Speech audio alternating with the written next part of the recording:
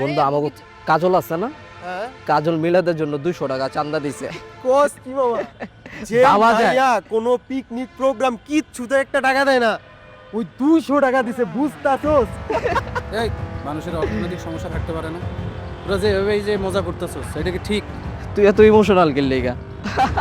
Friend circle মজা তো করতেই পারে। ওই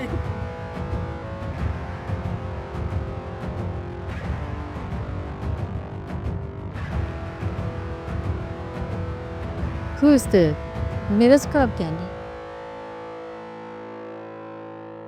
ক্যাম্পাসের বলবেন প্রত্যেকটা বেয়াদো কেন কি করছে?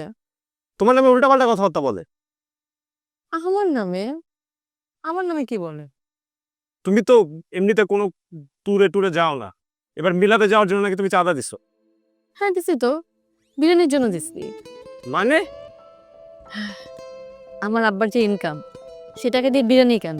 আমার পোলা মাংসের চোখে দেখে না। দেখো একটা বিরিয়ানির দাম হচ্ছে 150 টাকা। আমার বাসায় এসেছে 4 জন মানুষ, আমি, আব্বা, আম্মা, আমার ছোট বোন। এই 4 জন মানুষের জন্য যদি আমরা বিরিয়ানি বাড়ি থেকে কিনতাম তাহলে দাম পড়ে যেত 100, 300, 400, 500, 600 টাকার উপরে। এটা তো সম্ভব না।